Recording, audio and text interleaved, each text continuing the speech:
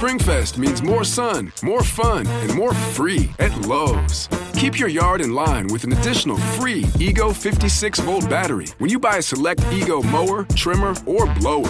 Plus, keep landscaping fresh with Stay Green 1 cubic foot garden soil, 5 bags for $10. Our best lineup is here at Lowe's. Valid through 4/8 while supplies last. Selection varies by location. Soil offer excludes Alaska and Hawaii. Well, with a Sunday morning, Paul Zuber, and he's Executive Vice President of the Business Council of New York State, and worried about 3,000 different businesses in New York.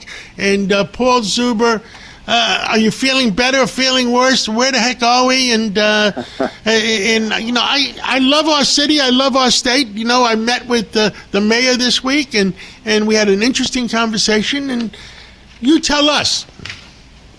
Well, you know, I think we're at budget time, so that's an interesting point of the season for the state. And I think, John, we're going to have another late budget. I think there's two issues that are really kind of slowing down the budget, and it's kind of baffling to me because, you know, let's lay the context. Affordability is the biggest issue in the United States, and every politician's talking about affordability. And to the governor's credit, she put on the table two things that will deal with affordability, and suddenly the legislature doesn't want to make any changes. So one of them being changes in regards to auto insurance, you know, kind of getting rid of this, you know, we're in such a litigious society in New York, kind of getting rid of some of these, you know, frivolous lawsuits out of the process, getting fraud out of the process, which will hopefully be like Florida and lower our insurance rates. But of course, you know, the legislature doesn't want to go against the trial lawyers. So, you know, we're stuck in a situation where, once again, we're about affordability, but when we come up with a proposal that's going to hurt a special interest group, we suddenly don't want to deal with affordability. And then, you know, the governor, as many of you guys know, has asked for changes to the climate law because rightfully she realizes that if she proceeds down the path as the law is currently written, everybody's costs are going to go up. And we actually have a website up called NewYorkersForAffordability.org. You can go on that website, and we have a calculator that will determine how much the climate law will cost you as a consumer or a business.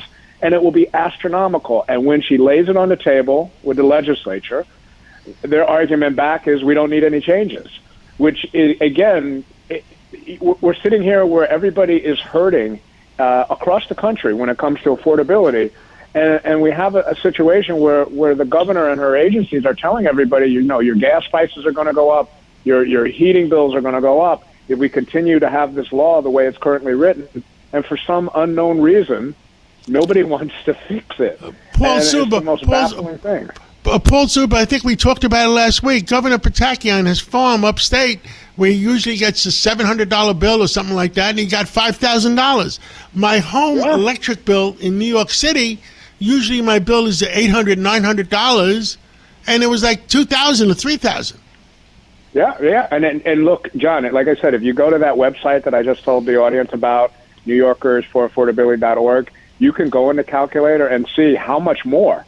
So it's even going to be more, John, when this thing comes about. So, for example, your gas prices, if you a regular consumer, when you go to the pump and you fill up your car, it's going to be an additional $2.23 a gallon on top of what you're already paying. So, and some of it is we shut down Indian Point, and all of a sudden, nuclear energy is green energy now. I mean, and we're putting up those stupid windmills where they are hurting the environment. It's not pro-environment. They're hurting the environment. And I understand the price of electricity could increase by 200-300%. Yeah, well, it's this concept that you can only have windmills and solar, and you can't have a energy grid that's inclusive of nuclear and natural gas. So our natural gas prices are incredibly high because we don't build pipelines, because everybody's upset about pipelines.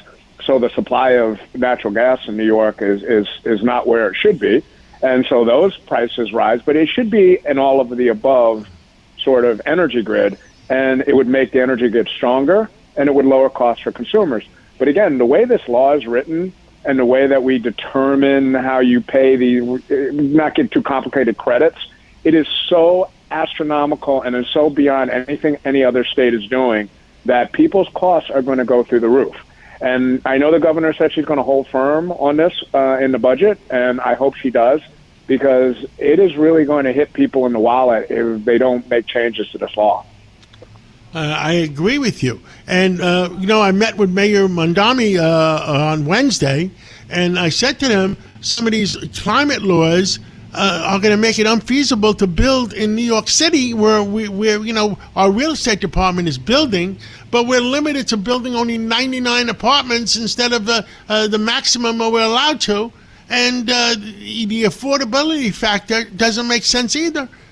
And, people, what we're doing? We spent $400 million already in Florida. We're going to spend another $500 now. People are going to leave. People are going, and in New York City, you require all the electrification of buildings. And if you have an older building and you have to put money into electrifying that building, we know what's going to happen. First, if you're a co-op owner, you have to pay hundreds upon hundreds of $1,000s to retrofit your building. And if you're a landlord and now you have to retrofit your building, who do you think is going to pay for that? It's not going to. It's going to be passed on to the consumer. And so again, look, some of these laws were done with the best of intention, right? We wanted to have a clean economy or a clean environment, but sometimes you have to understand that maybe we went a little too fast. So it's okay to fix things. But the path that we're going down, this path of, we're not going to change anything, well, it's elitist to me, because we're forgetting about the everyday New Yorker who can't afford these increases. And it's hopefully they make the changes in the budget. We're supporting the governor. We're gonna keep pushing out messaging on this and make sure that people understand what it means. But it like you said, John, it's just going to drive people out of New York State if we continue down this path. That's what I'm worried about. I love New York, and I told that to the Mayor Mondami, and Governor Hochul knows that. I love New York, but, if you keep raising things, how can I live in New York if you're going to have an estate tax that's going to make my kids poor? Yeah, again, this is the problem is, sometimes these elected officials don't think about the downstream consequences, right? So they say to themselves, we'll raise taxes here or we'll do this here and it'll create more money and we'll be able to do this and that. And they don't understand what it actually means in the marketplace. So, financial services sector is the biggest revenue, source for the city of New York and for the state. But if you keep doing these things and they keep moving the jobs to other states, it's not like J.P. Morgan is going to move their headquarters from New York. But what's going to happen is every time there are new jobs with some of these big companies, they're just going to put them in another state. And we're hurting ourselves because all the things that we want to do, we're not going to be able to do because we won't have the tax revenue. And people have to understand when you raise taxes, when you put more burdens on business, when you make it more difficult for everybody, you're pushing people out of the state, but in turn, you're pushing away all that revenue that does all the things that you want to do for the people. And so, people have to understand that there's consequences when you do some of these things. And it's not Pollyannish, we'll pass this and, everybody will just conform to what we've passed. There are downstream consequences. Paul Zuber, thank you so much for coming on this Sunday morning. Thank you for your common sense, and we need common sense. I don't care if you're a Republican. I don't care if you're a Democrat. I don't care if you're an independent. We need common sense. Thank you so much. Amen. Thank you, John. LifeLock, how can I help? The IRS said I filed my return, but I haven't. 1 in 4 tax-paying Americans has paid the price of identity fraud. What do I do? My refund, though. I'm freaking out. Don't worry, I can fix this. LifeLock fixes identity theft guaranteed and gets your money back with up to $3 million in coverage. I'm so relieved. No problem. I'll be with you every step of the way. 1 in 4 was a fraud-paying American. Not anymore. Save up to 40% your first year. Visit LifeLock.com/podcast. Terms apply.